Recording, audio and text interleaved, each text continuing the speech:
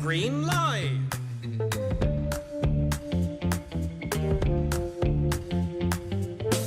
Live from Los Angeles. Tonight's special guest, Steve Carell.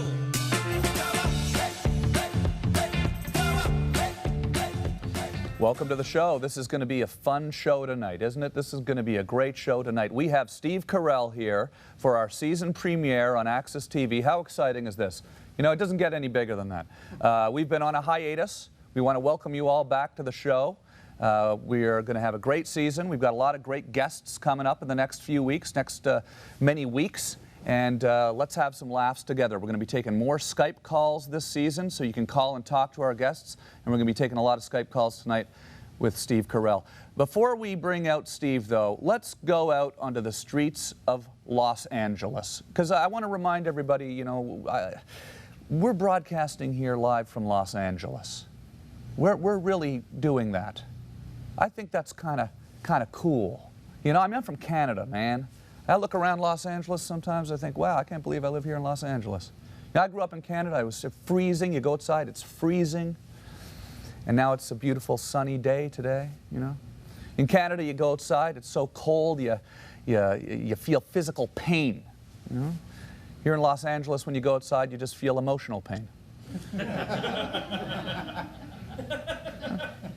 That joke worked, right? That joke worked. Yeah. So listen, we're going to go outside every week and go look at some fun stuff. I wanted to go up to the Hollywood sign with you guys, take our camera up there and have a look at it up close and personal. So let's take you out to this cool location. Let's have a look at this.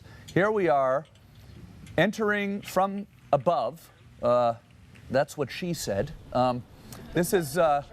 This is Diana Wright from the Hollywood Sign Foundation, and we're rappelling down to the Hollywood sign on a rope. Have a look at this amazing American landmark. It was built in 1923. Let's see what Diana has to say about it. Okay, we've hiked up to the Hollywood sign with Diana Wright from the Hollywood sign. Yeah, the Hollywood Sign Trust. You look after the Hollywood sign. Yeah, I take care of it. I'm its people. What exactly do you need to do to look after the Hollywood sign? We make sure it is protected and that no one vandalizes it, that it gets maintained. We give it fresh coats of paint, and we also license it to be shown in film and TV. So you're not allowed to just walk up here? No, it's closed access to the public. The closest you can get is up and behind the sign. Can we go touch it? Yeah, we can go touch it. Can we go touch it and get really close to it so everyone can see how big it really is? You can kiss it if you'd like. Wow. Okay, we're going to go kiss it and touch it. Yeah. See, we're taking you up close. You didn't know it was made out of corrugated aluminum, I bet. I'm taking you up close and having a nice look. There's a plant there. See, these are the things you can't see from the Sunset Strip, you know. We removed the plant. We wanted to make it, but it's, you know, the original letters were actually 20 feet taller. It used to be lit by 4,000 lights. Now there's no lights on it anymore. I climbed up on it. Actually, there was an actress in the 30s who jumped off of this because she couldn't get a job. She committed suicide, Peg Entwistle, jumped off of the H to her death. Personally, I would have jumped off. She should have jumped off the D, I think, because D is for death. No? I don't know. But I just think that would have been more symbolic. Anyway, we're going to have a lot of fun this season. Let's go one more place. I want to show you one more place. I've wanted to play with these drones, because you see everyone's talking about these drones. Well, we met up with these guys called the Drone Dudes, and we went to play with their drone to buzz the Capitol Records building, one of the great Los Angeles landmarks.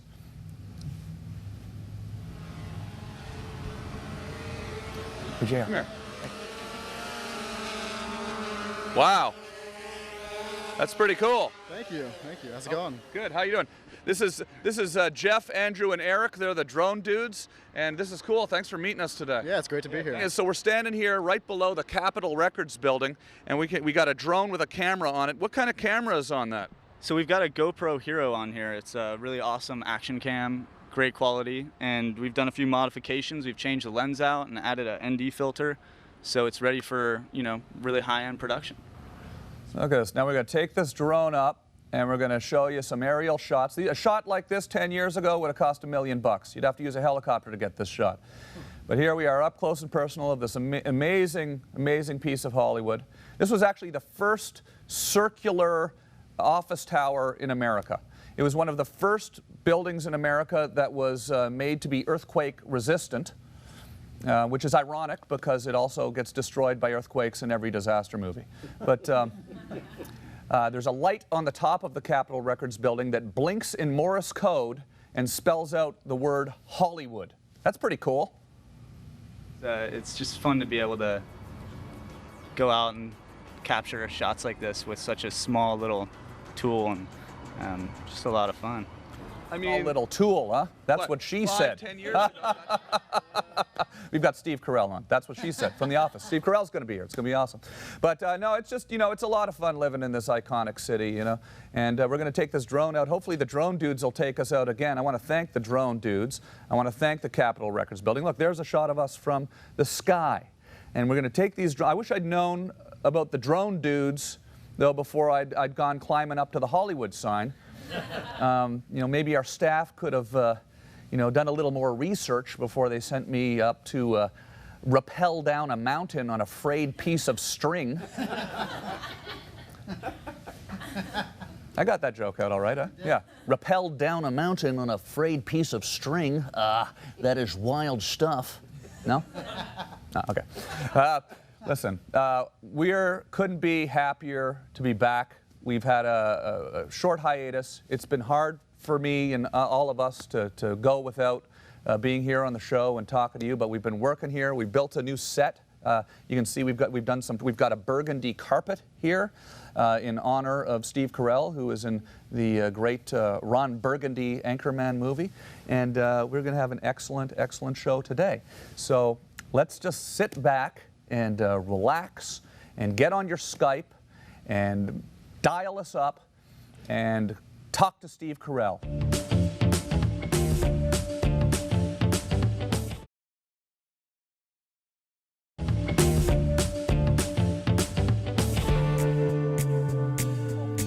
But it's hot in Los Angeles, right? It gets that way, It gets hot here in the valley. Yeah. Right? Yeah, no, we're back with Steve Carell is here. Thank you, Steve, for coming to the show. Absolutely my pleasure. We've pumped the air conditioning up, so it's going to get cooler in here now. It feels good. I like it. You used to working around cool temperatures, right? I played hockey my whole life. What position did you play? I played left wing. I played goalie growing up. Yeah, I grew up. I know you played goalie. You know what? Yeah, that's pretty cool because I don't meet many people that played hockey in Los Angeles. Well, I grew up in Massachusetts. Yeah. So the East Coast, it was a big, the Bruins in '72, that started a big surge of hockey playing. So it was kind of like soccer is in Los Angeles. Every kid played hockey. Yeah, really, it was common. I think it was a lot like your experience in Canada. It was just what you did. Yeah, I mean the original 6 teams. Boston was always one of the big teams. Yeah. And so why did you decide to play goalie though? That's what I always wonder. Because it was the highest pressure position. I thought that it was the last line of defense. It was. I don't know. I just thought there was something kind of cool about it. Something a little bit. Different. It was like a different skill set than the rest of the team. It's like when you let a goal in, oh, everybody's looking at you. Right. Everybody's watching you fail. There's something sort of masochistic about it, I think, because you take it on yourself. Like, I will be the GOAT. Yeah. If we lose, it's because of me. So it's like that self-loathing aspect of my personality, I think. Seriously, I think that was part of it. It was like I wanted to take on that responsibility. Really? Yeah. So, okay, so you really think that's something to do with? No. Nothing to do with it. How do you stop a puck? Any way? Have you been watching the finals? Yeah. A quick will stop. I mean, both the goalies will stop a puck any means possible. Yeah. I mean, and a lot of it's luck. A lot of it's anticipation. Definitely it's seeing the ice, seeing the puck. But a lot of times these guys are screened. They can't see a thing. And it's the anticipation or studying, like how a player is lifting his stick, what angle they're approaching the puck, the kind of You know, a lot of it I think is just physics, really. So you're not watching the puck, you're watching the players? You're watching sort of the whole thing. You're watching the puck, the players. You're trying to, in your peripheral vision, you're trying to watch what the rest of, I mean, like everybody on the ice, you're trying to get a full, you know, view of everything that's going on, in case there's a centering pass, in case there's going to be a tip, you know, all of that stuff. We've got some pictures of you from when you were I your bet hockey this is years. hot. Did you? I think we have some pictures of you. Yeah, there we are. There you are. What? Were you playing in college there? Or? No, that was high school. That was high school. Yeah. Okay. And has the equipment changed? Drastically. Yeah? Yeah. I wore really big, heavy leather pads, and now they're all sorts of, you know, lightweight. The style of playing goalie has changed a lot too. It's all butterfly now, as opposed to, you know, kick saves with the skates and stand up. Like when I first started, they told goalies not to go down at all. You're always. That's what she said. I've been waiting for that. Yeah. I'll try to set you up as many times as I can. Cool. Well, we're gonna have a lot of fun tonight. We're gonna take some. We're gonna take some calls on Skype. We actually have a caller on Skype. Oh, okay. You see, when you said that they tell the goalie not to go down, right? And I did that. That was an appropriate use, if that's what she said. That right? was perfect. Yeah. Yes. That was perfect use. That was exactly as you should. I've never actually done one of those jokes myself. Really? Yeah. In my private life, I allow others to revel in those jokes, but I've never actually pulled the trigger on one. Okay, let's take a quick question before our first commercial. Hey, you're on the air, Walter in Georgia. Hey, how we doing? Very good. Is that Walter there on the air? Yeah, that's me right here. Oh, that's Walter. How are you, Walter? What's going on? You have a question for Steve. I do, yes, sir, Seth. Kind of piggybacking off what you just said regarding your "that's what she said" moment. Steve, I know you just said that you've never really allowed yourself to use that in real life context. Is there a moment that you remember vividly that would have been a perfect opportunity for you to use it, you think, at some point? There are perfect opportunities every day.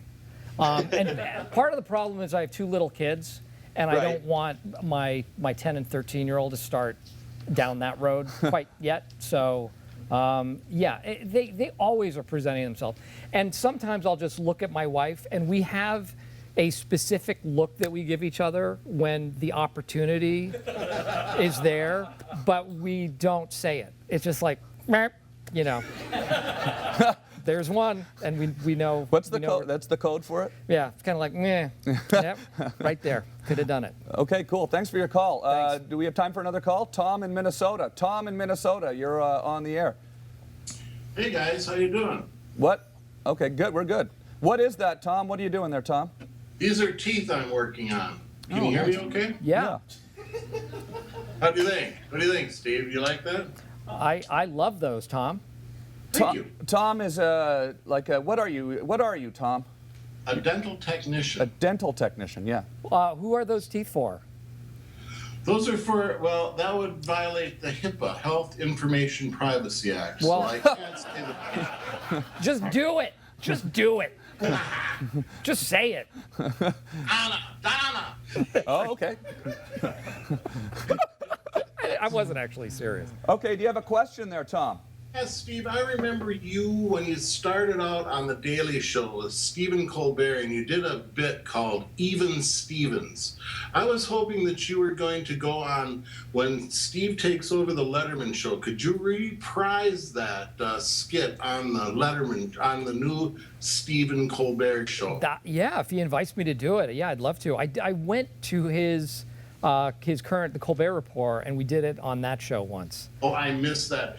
That always made me laugh, you guys doing Even Stevens. I think that's kind of where you started out, didn't you? No, actually, I've known Steven since 87.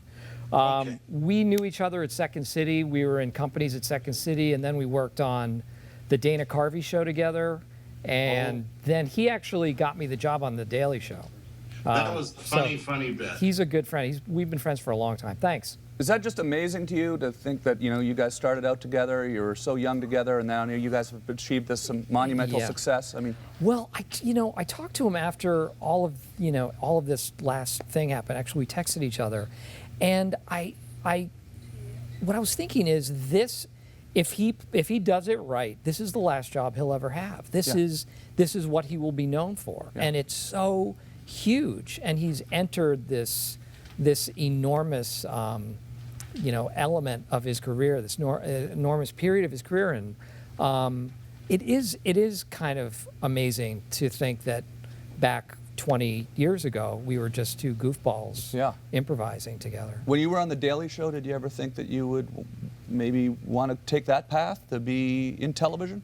As a host, as a talk show host? I don't think I'm well suited for it. I mean, I just don't think I have that kind of muscle to be a host of something, to be a master of ceremonies. I don't think, as is evidenced by my interview. But I mean, you're just being nice, because when you were on The Daily Show, that was hilarious. So when you would go out in the street, I used to do a lot of that stuff myself. Yeah. Going out in the street.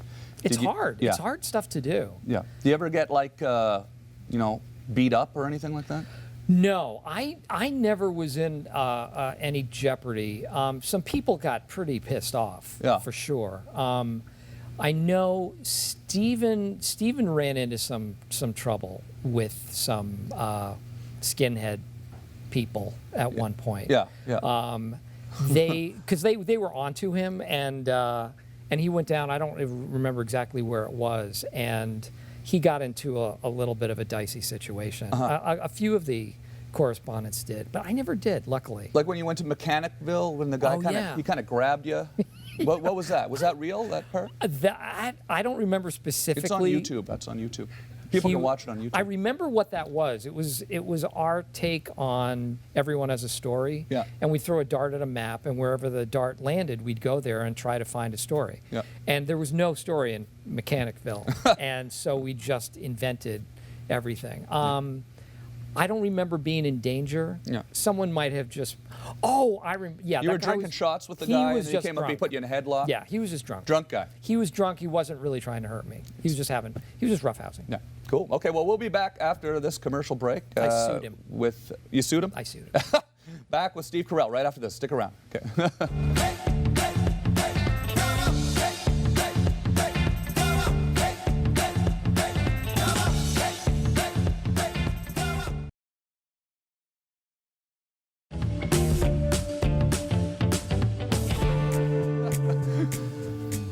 And we're back with Steve Carell. Thanks, Steve. Thank you. This is fun. I'm having fun. Yeah. I'm having fun. Yeah, I'm having fun. Are you having fun? Yes, I'm having fun. I have a fife. Do you have a fife? I have a fife. No. Yeah. Really? I don't know if it's like a bad fife or a good fife, but I have a fife. Yeah, I have two fifes. I have two fifes. That's still in the wrapper. Okay. Yeah, but I've never played the fife before. I left it in the wrapper so that you knew that nobody else would.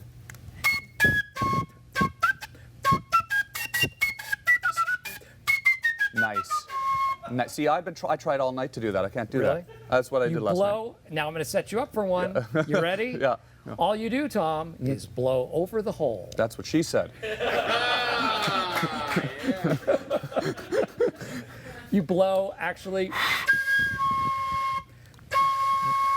Do I have to cover? Now, you did Civil War reenactments. I did Revolutionary War reenactments. Revolutionary War reenactments. Yeah. It's really different. Yeah, that's a completely different war. Yeah. It's so much less geeky. So this would be this one's called the Green Cockade. Okay. The Green Cockade.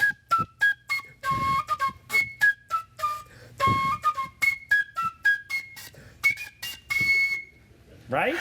That's amazing. Come on. Let me try.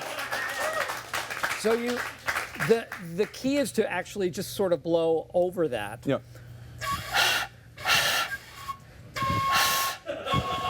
And you will get hyperventilated. Okay, I'm not going to figure it out. I worked on this actually. This is after I've practiced. It is.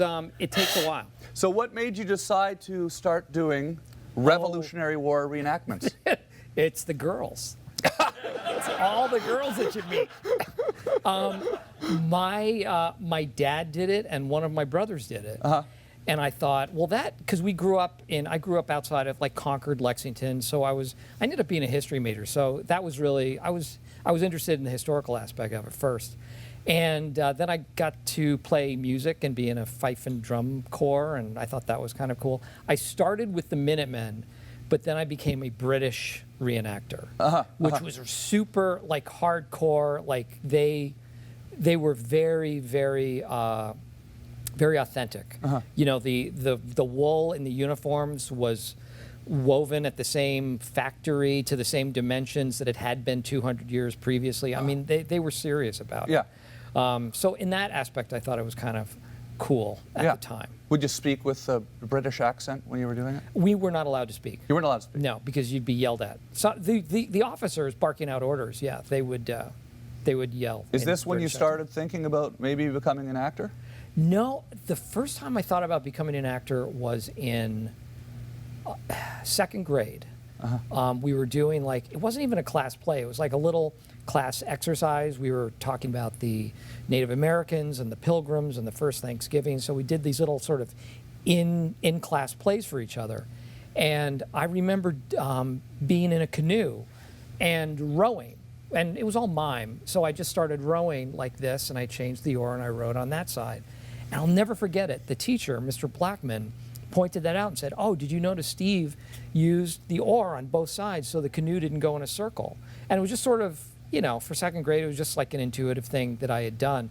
But I remember it being like the very first time that somebody had pointed, like singled me out in that way. And it felt so good. I think that was the first time I had any interest in it whatsoever. Yeah. It was kind of fun. Yeah. Did you start acting at school right away, or? Yeah, I mean, it was always a hobby. It wasn't anything I thought of doing professionally, but it was something that was always fun to do. Yeah.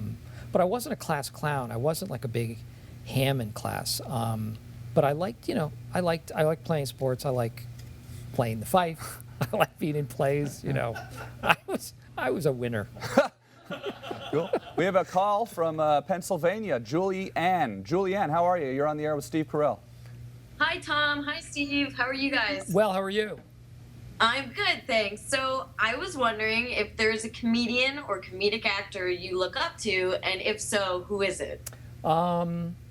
Besides Tom Green, I would say Nice. I'm a big Steve Martin fan. I grew up listening to him and George Carlin. Like in terms of stand-ups, those guys were very influential, and National Lampoon and Firesign Theater. Those are because I listened to a lot of albums when I was a kid.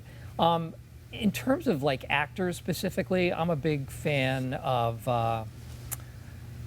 There's so. Oh, you disappeared. People like Jack Lemmon were a big influence to me, and. Is there something you remember the first thing you saw that you just started laughing, you couldn't believe what you were watching? I remember watching A Funny Thing Happened on the Way to the Forum. Did you ever see that movie? It's a musical, and I remember seeing it as a kid, and it was kind of bawdy for a kid. And I just remember it being joyful. It was Zero Mostel and a bunch of like great character actors, comedic character actors. But I was young, and it just seemed like so much fun. It seemed like everyone in the cast was having a ball. We have a clip of one of your early performances here. Oh my God! From no. let's run this. This is from Brown's Chicken. Oh no! Your Brown's Big Chicken news commercial. from Brown's Oh, we Chicken. can't see it in the Well, thing. we've always cooked our chicken in cholesterol-free cottonseed oil. We now have cholesterol-free batter too, so our chicken is cooked completely cholesterol-free. And it tastes just as great as always. We figured a lot of people would like our new, healthier way of cooking, but quite frankly, the response has been better than we'd anticipated. Brown's Chicken, it tastes better, and it's better for you. Interesting side note, I had been stung by a bee. And I was allergic to bees. But it was the first commercial I ever got, so I didn't tell anybody. And I was up on a ladder. And I was kind of getting a little bit woozy, but I wasn't going to say anything because I didn't want to lose the job. Yeah. That must have been pretty exciting, though, getting that gig with Brown's Chicken. Yeah. and they're still running it. They are? Yeah. Really? Yeah. Yeah. They No. started. I swear they started running it again. I think a year ago. There wasn't something in the contract that said if you went on and became the biggest movie star in the world? I didn't see that. I didn't see that little part. No. No. Cool. Okay, let's take one last call real quick before we go to commercial. Jake in Alaska. How's it going, Tom? Very good. Oh, there. Oh, you're not Jake. We're having this is our Skype system. There's Jake. We're testing the equipment this week. It's a new equipment. You're the world's best boss. Nicely done. Subtle. How's it going, Jake? What's going on? You have a question for Steve. Yes, what are some factors you consider before taking on a role? That's actually a really good question because I think first and foremost, is it something that might potentially be fun to do? Who would I be working with? Who the director is? What's the script like? It's like all the things you would assume. But I think to me, one of the main parts of it is, will it be fun, and will people actually either enjoy it or get something out of watching it? Thank you for your question, Jake. And we're going to go to commercial now, and we'll be back right after this with more questions and more Steve Carell. Stick around. Nice.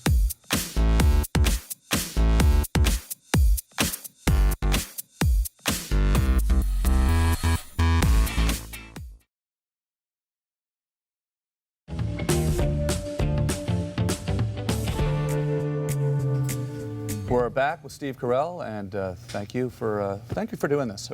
Absolutely my pleasure. This is really a lot of fun. I had so much fun doing your show, Riot, that you had me come do, and you were great. Yeah, it was it was fun improvising. Mm-hmm. I haven't done a lot of improvising, like traditional improv like that. You started in Second City Television. City, yeah. Yeah, in Chicago. Mm-hmm. What made you decide to move to Chicago and do that?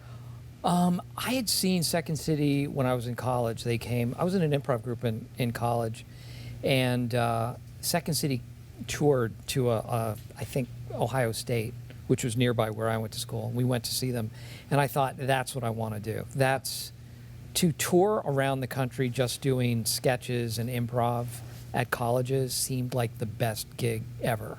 Yeah. So.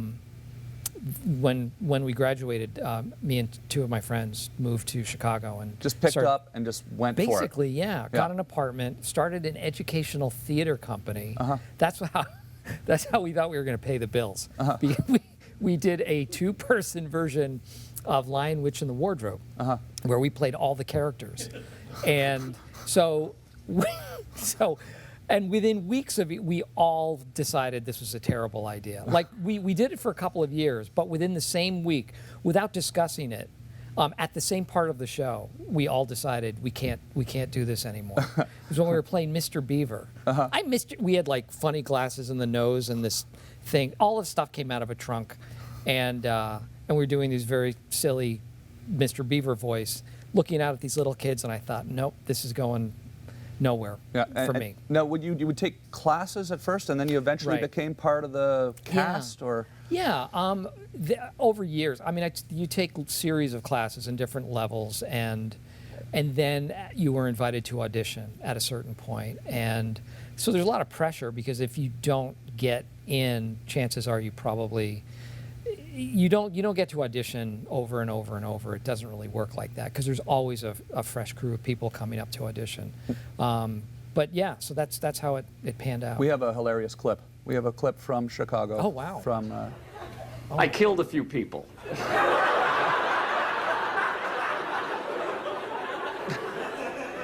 Well, I never would have guessed that. I don't believe you. Okay. Oh, perfect. They are taping these up all over the neighborhood. I mean, I don't even think that looks that much like me. Oh, my God. Yeah. You're afraid. Great. Whenever I tell anybody this, it's, oh, you're going to kill me.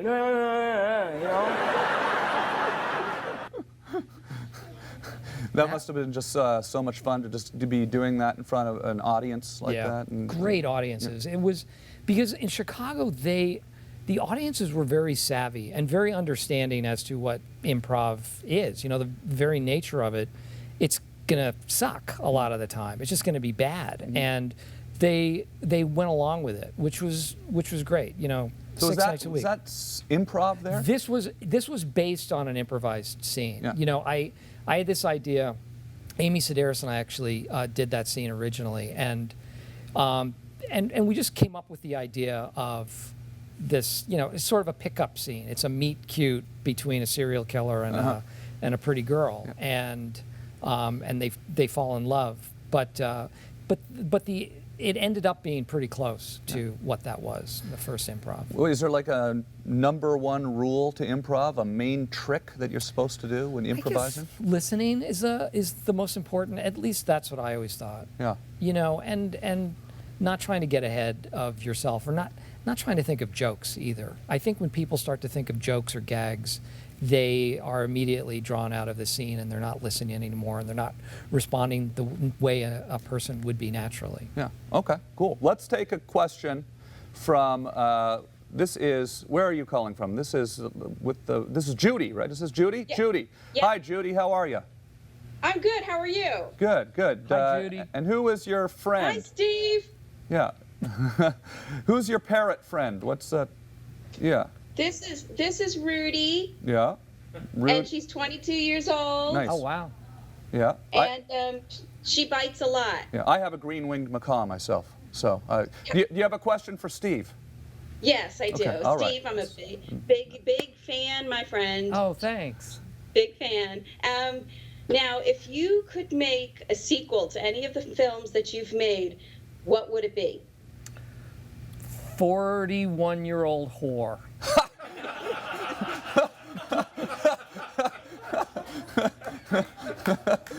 You know, because he's consummated, and then he just goes crazy. You know, he just becomes a sex addict at a certain point. I don't know. I'd always wanted to do a sequel to Anchorman. Just really selfish reasons for that one, because it was so much fun to do the first one. Yeah. But I hadn't really thought of it. Yeah. Yeah. What the sequel was amazing for Anchorman. It was so much.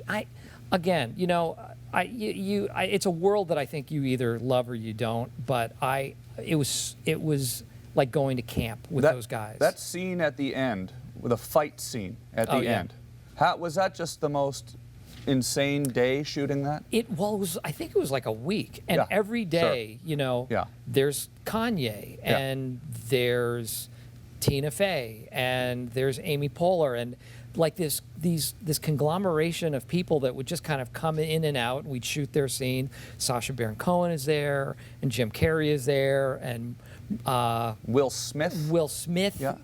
Did a bit. I mean, what I loved about it is that everybody just wanted to get there and be a part of it. Yeah. And Liam Neeson. Yeah.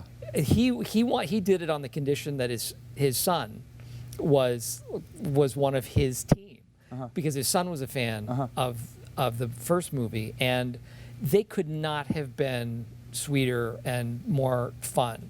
You know, all day, just like it was amazing. Liam Neeson was excited to be in this movie. I was just excited to meet somebody like that. But it was cool. You still get pretty excited when you meet people like that? All the time. Yeah. It's still a little bit weird, you know, because you meet people and you think, this isn't like a circle that my wife and I exist in. But then generally speaking, they're just people, you know, there's really nothing that separates anybody. Yeah. Cool. We'll be back. We've got one last break here, and we'll be back with Steve Carell. Stick around.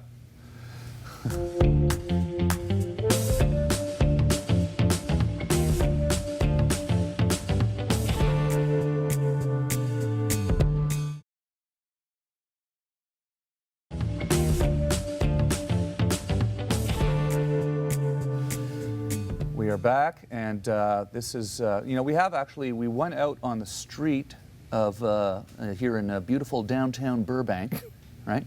Is that good? Mm-hmm. Yeah. And and we took some questions from some people on the street for you, Steve. Okay. Yeah. So they can't hear us because this was yesterday, but let's roll a question for Steve from the street. My question is, what are you like in person? Are you just as funny as in all your movies and TV shows? First of all, that's an adorable person. Yeah. With an adorable dog. Yeah. No, I'm not as funny. Mm-hmm. And I'm not saying that I'm not funny on camera either, but I tend not to be on. I tend not to, I'm not a laugh riot. I'm not somebody you invite to a party to perk things up. Mm-hmm. I'm just saying that. Is it because you're expending so much of that energy on stage and on the show? Yeah, I'm just fried by the end of the day, so I've got nothing left. No, I think I'm naturally a little bit shy, so I'm not extremely gregarious. So how do you then make that leap to then when the cameras come on, it all changes? Because it's more of a character. Because that's not who I am. I'm pretty florid, actually. Yeah. Well, no, but I mean, I am. Oh, really? No, I mean, yeah. I mean, that's basically it. I'm just not on. And my wife thinks I'm funny, but it's not a wacky household. Your wife is a hilarious lady. Was on Saturday Night Live. Yeah. What do you guys laugh about? What cracks you two up? Mostly the kids, because they're at ages now that they understand irony and they are really getting good at it, and sort of the different shadings of what they're doing. That I think is making us laugh more. So you watch for that when your son makes a joke? Are you thinking, oh, that's a pretty good joke? It's stunning. I mean, it's like either one of them will say something and you'll think, did they understand how funny that was? Because 5 years ago, they didn't. They might have just inadvertently said something cute or funny. Now they get it, and they're actually figuring out how to phrase things that are even funnier, and I don't know, they're pretty good. Do they watch? Is there certain movies they haven't watched yet, and certain movies they watch? Of mine? Yeah. Mostly they haven't. They watched the first Anchorman for the first time, which is weird because my son was 1 when that came out, so it's like a lot of people grew up with that at this point, and he and his buddy sat down and watched it one night. Was that just surreal for them to see you? It was. Yeah. I mean, I think, and even more so for me, to have my son, who really was just a tiny baby at the time, enjoying it and really understanding the humor of it. Yeah. So it was gratifying. Very cool. Okay, let's take a question. Do we have a Skype call queued up? Tom in North Carolina. No, let's do another question from the street then. Let's do another question from the street. Hi, Steve. This is Francis and Eric. I'm just wondering, how painful was the chest waxing scene from the 40-year-old virgin? More painful than you can imagine. That was real. It was real. Yeah. And all of the women on set told me, trim it down. Like, don't you want to just trim it back a little bit? No. I'm a guy. I'm an athlete. I've gotten hurt. I've broken bones and twisted ankles. It was so excruciating. People, and it was always the women. It was the women who had the frame of reference with the waxing. They were like, take some Advil, do something to prepare yourself for this. And I didn't do anything. And the woman who waxed it was an actress who had put waxing on her resume. But she wasn't, I think she had done like her boyfriend's shoulder. So they started applying the wax to my chest and my nipple area.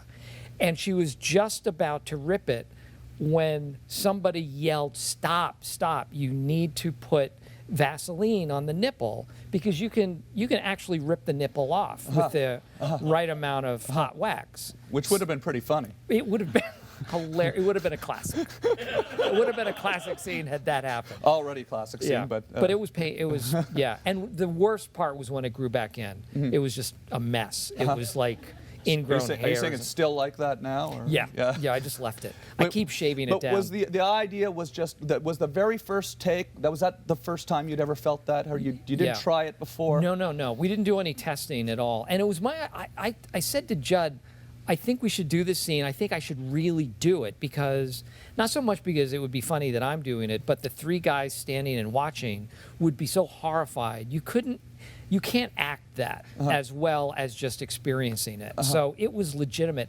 Romney Malco had to actually, you watch the movie, he has to leave because he's about to throw up. He leaves in the movie, and that was real. He really left. He really had to go leave the scene because he was getting so grossed out. And the lines, like Kelly Clarkson, was that? A few of those things were thrown in.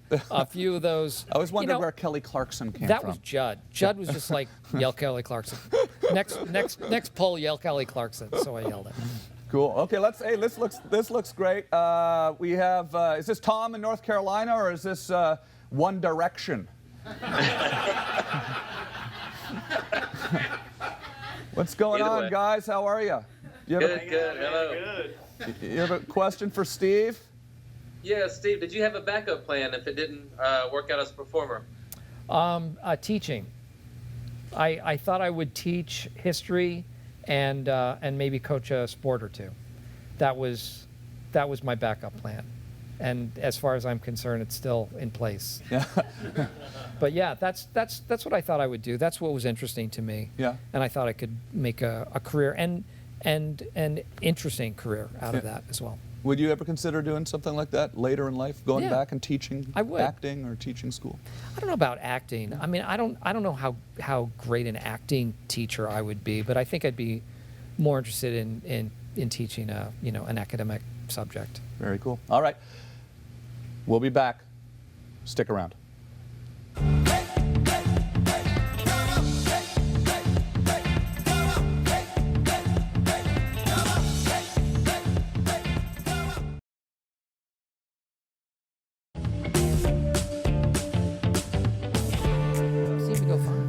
Like we have like two computers and we've like attached them together.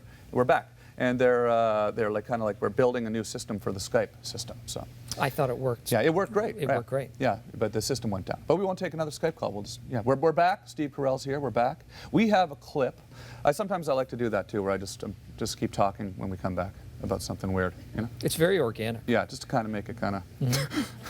It's very casual. Yeah, just kind of make it casual. It's just like a back and forth sort of thing. Kind of make it like that. that. We're talking. Yeah, everything. Yeah.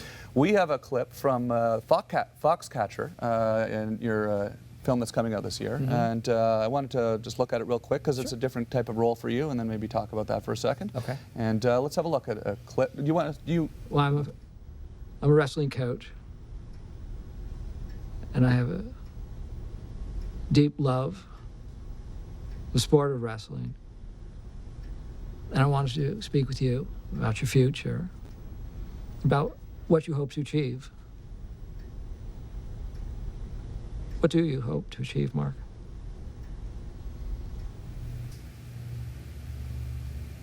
Okay, that's the clip there. Pause. This is a very intense performance, intense character. Well, it's a very dark story. It's based on a true story about John DuPont and the Schultz brothers. And John DuPont was a millionaire living outside of Philadelphia, and he was a big supporter of USA Wrestling. And so he started a wrestling facility on his estate. And in that scene, I'm inviting Mark Schultz, who's a world-class wrestler, to come and coach the team at his estate. And it gets very tangled, the relationships between these three men. Is that a fun thing for you to switch between doing these outrageous comedic characters and then going to a more serious role like this? Yeah, I don't know if challenging, exciting. It's strange to say fun, because I guess I didn't think of it that way, but it was exhilarating. And working with Bennett Miller, who directed this, was an experience unlike anything I'd ever had before. He's he's so precise, and he knows exactly. he really has a vision as to what he wants the movie to be, but at the same time he's a real partner in terms of getting there. So yeah, I mean it was a different sort of thing. It was a different kind of set. It was very quiet. It wasn't very jovial. Wasn't a lot of joking around. It was pretty serious. I mean, the subject matter was serious. Yeah. And I think we all took it seriously. Yeah. I have a gift for you. Oh. Yeah. And I can't wait to see the movie. Thanks. Thanks. Very excited. I do have a gift for you, though. The fife? Not no, it's another fife? gift. We got this for you.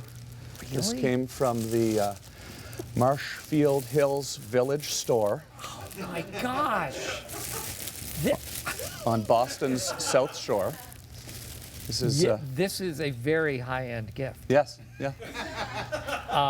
Do you recognize that gift? I do recognize this gift because this is a store that I own. Yes. In Massachusetts. This is. I'll show you a picture of the store. We have a postcard of the store. That's that camera. Yeah. That's the store. Yeah. Now, what made you decide to buy a general store and start a general store? You know what? It's again, it's going to sound really geeky, but it was sort of preserving the history of it. It's this 150-year-old store. Had been a general store for. They used to sew Civil War uniforms in the attic. It's that kind of place, and it came up for sale, and we spend summers back in that area. Both my wife and I are from Massachusetts, and she grew up right around there. And I just thought, I want to preserve this. I want the penny candy. I want the front porch and kids sitting out eating ice cream in the summertime, and as sort of a communal meeting place, because not that many places like that still exist. I remember places like that when I grew up, but none of them are around anymore. So I thought, if I can just grab this one and preserve it, and and continue it for this neighborhood of people that I don't know, and people really seem to appreciate it. I love going there in the summertime. It's great. People just go and eat muffins and hang out. That's awesome. Hey, Steve, this has been so great to have you here. Thank you for the gift. Thank you so much for coming and my pleasure. Spending some time with us. It was a joy. Thank you. Thanks, Tom. Thanks. What's in here? You gonna have a muffin?